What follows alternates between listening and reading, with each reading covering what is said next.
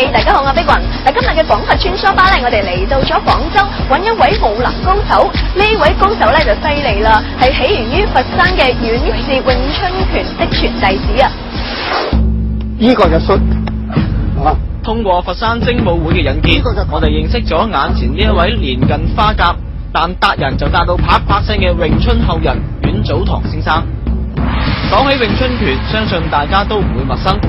偉大嘅武術家李小龍早期學嘅功夫就係詠春拳術。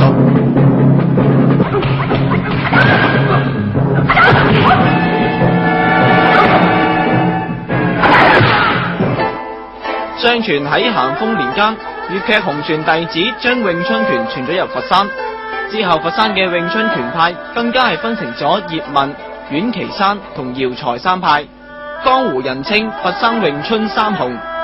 葉問將詠春傳至香港，而同樣係詠春大師嘅阮岐山後嚟就移居咗廣州，而我哋所見到嘅阮祖堂就係阮岐山師傅嘅孫。我嘅祖父阮岐山咧，佢教咗佢嘅一個徒弟叫做岑能。岑能當時咧就係佛山天海茶樓嘅一個伙計。因為岑能咧，佢亦都教咗唔少嘅徒弟喺佛山，所以就佛山同埋廣州之間咧，係阮岐山詠春咧，就亦都有個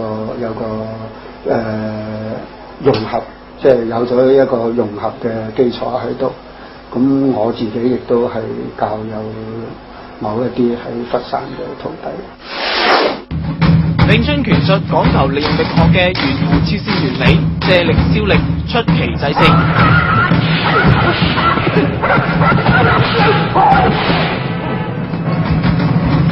阮氏詠春拳經歷咗一個由佛山傳至廣州，再由廣州回流融合嘅過程。詠春拳咧一出就轉嘅，即係喺度咧咁樣出嘅，喺度咁樣出嘅，咁咧咁啊叫做三星拳。而我哋依家見到嘅呢位82歲高齡嘅佛山白虎，就係阮岐山嘅入室弟子梁牛。係話你即你執假？唔係，等於冇嘅。咁啊起身咁伸隻手立正，咁我立正啦。咁啊到我人哋要立正噶嘛，咁啊抵兩手咁啊，咁我抵兩手。佢早年喺廣州工作，研習詠春拳，退休之後就翻佛山傳授功夫啦。梁牛亦都係現時阮氏詠春最德高望重嘅傳人啦，連阮祖堂師傅都要嗌佢一聲師傅噶。死正我啦，一係死正我。咁啊僱主咧啲兄弟話開始傳授下，咪失咗佢咯咁樣。雖然係82歲，但係紮起兒子鉗羊馬，打起木樁，一樣係剛勁有力。因為詠春拳係一種借力消力、以弱力強嘅功夫，所以我哋嘅主持阿碧雲都話要偷學翻兩手，以防萬一啊！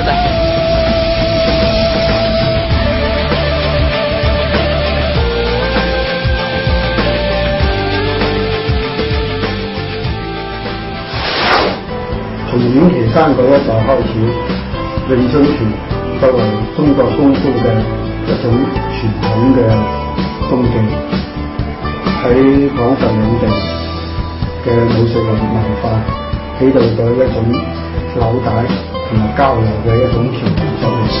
發展到今日，廣州同埋佛山兩地嘅詠春互相嘅交流，亦都日趨頻繁。下一集嘅廣佛穿梭巴，我哋將會開到品牌匯聚嘅廣州天河城，帶你認識一位經營名牌服裝生意嘅南海老闆。